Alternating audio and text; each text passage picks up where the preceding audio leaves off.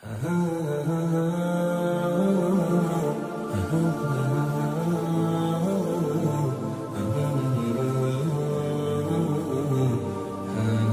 अकबर की सबसे बड़ी ख्वाहिश ये थी कि वो बरसगीर का एक बेमिसाल हुक्मरान बने। चुनाचा अपनी सल्तनत के इर्द गिर्द जो मजबूत और मुस्तहकम रियासतें थीं, इन पर हमला आवर होकर इसने इन्हें अब अपनी सल्तनत में शामिल करने का तहैया कर लिया। सबसे पहले इसकी नज़र एक इंतहाई ताकतवर रियासत गोंडवाना पर पड़ी। गोंडवाना का राजा इन दिनों भेड़ नारायण था, लेकिन ये नाम का राजा था। हुकूमत की बाग दौड़ असल में इसकी माँ रानी दुर्गावती के हाथ में थी। ये रानी सारे स्याह और सफ़ेद की मालिक थी। इसका बेटा राजा भेड़ नारायण एक तरह से अपनी माँ के नाइब के तौर पर काम कर रहा था। रानी दुर्गावती बड़ी अक्लमंद और दानिशमंद थी। रियासत का इंतज़ाम इसने निहायत काबिलियत के साथ संभाला हुआ था और फिर रानी की अस्करी ताकत का ये हाल था कि इससे पहले मालू के हुक्मरान बाज बहादुर ने भी एक बार इस पर हमला आवर होकर रियासत पर कब्जा करना चाहा, लेकिन बाज बहादुर को रानी दुर्गावती ने शिकस्त दे दी थी। इलावा अजीम मुख्तलिफ मौक़ों पर अफ़गान लश्करी भी इस पर हमला आवर होते रहे, लेकिन इनके मुकाबले में दुर्गावती ने खूब दिफा किया और हर हमला आवर को इसने शिकस्त दी। अब अकबर ने अपने सालार आसिफ खान को रियासत गोंडवाना पर हमला आवर होने के लिए हुक्म दिया। आसिफ खान 50,000 सवारों का एक लश्कर लेकर गोंडवाना की तरफ बढ़ा था। दूसरी तरफ रानी दुर्गावती की अस्करी हैसियत भी बड़ी मजबूत और मुस्तहकम थी।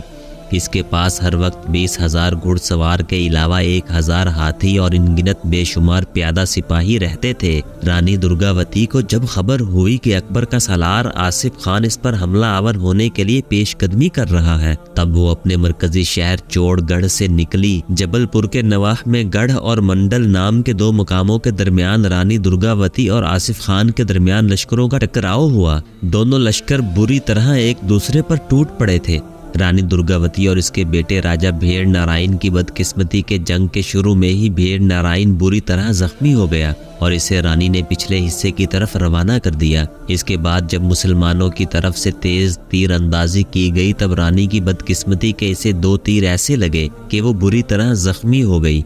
रानी के लश्करियों ने जब देखा कि इनका राजा भेड़ नारायण जख्मी होकर पहले ही पीछे जा चुका है और रानी भी बुरी तरह जख्मी हुई है, तो उन्होंने लड़ाई बंद कर दी, जी छोड़ बैठे, शिकस्त कबूल करते हुए भाग खड़े हुए। रानी ने जब देखा कि इसके लश्कर को शिकस्त हुई है, इसके लश्करी अपनी जानें बचाकर भाग गए हैं, तो इसे खतरा हुआ कि मुसलमान इसे गिरफ्तार कर लेंगे। इसलिए कि वो शदीद जख्मी थी और भाग न सकती थी, लिहाजा इसने अपना खंजर निकाला और इसे पेट में घोंपकर अपना खात्मा कर लिया था।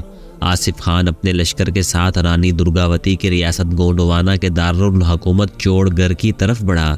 राजा भेड़ नारायण गो जख्मी हो चुका था, लेकिन बड़ी तेजी से अपने दारुल हुकूमत की तरफ गया। एक और लश्कर अस्तवार किया और मुसलमानों के मुकाबले पर आया, लेकिन इसकी बदकिस्मती के एक बार फिर इसे शिकस्त हुई। इस तरह रियासत गोंडवाना पर मुगलों का कब्जा हो गया।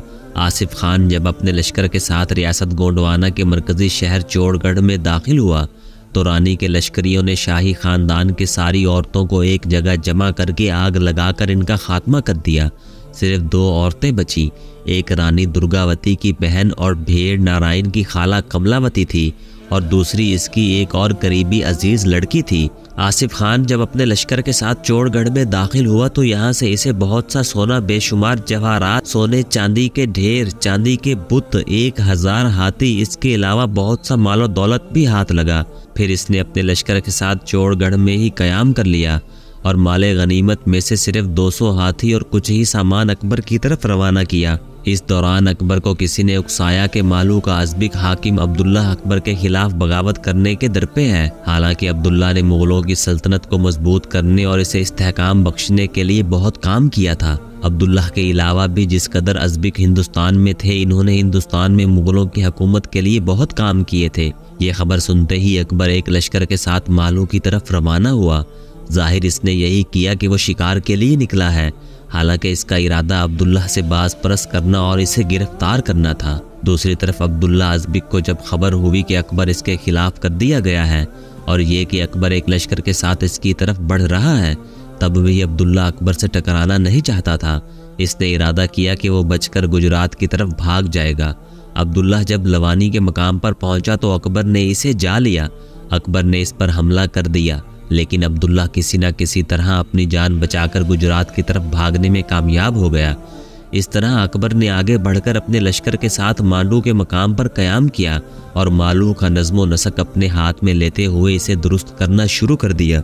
यहाँ क़याम के दौरान अकबर को पता चला कि कानदेश के हुक्मरान मुबारक शाह दोम की एक बेटी है जो इंतहा दर्जा की खूबसूरत है। अकबर ने इसके नाम पैगाम भिजवाया कि वो अपनी बेटी की शादी अकबर से कर दे।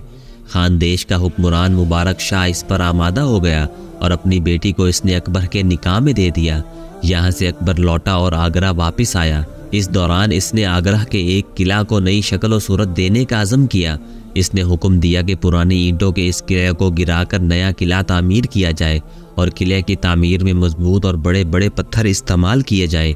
अकबर के हुक्म से आगरा के किला की तामीर का काम शुरू हुआ और तामीर का ये काम लगभग 15 बरस तक बराबर जारी रहा और इस पर करोड़ों की रकम खर्च हुई।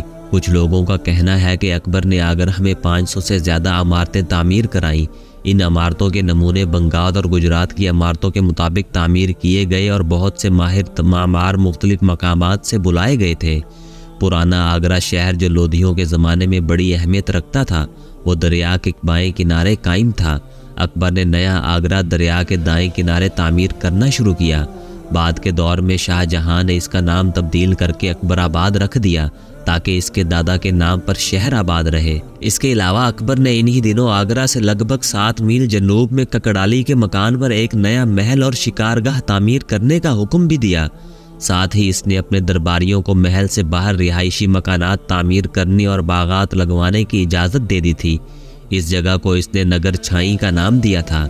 ये महल अमूमन अकबर के कबूतरबाजी और चौगान खेलने के दौरान इस्तेमाल होता था। ये नगर छांव इस वक्त वीरान होना शुरू हुआ जब अकबर ने आगरा शहर की बजाय दूसरे शहर फतेहपुर सीकरी को ज़्यादा अहमियत देना शुरू कर दी।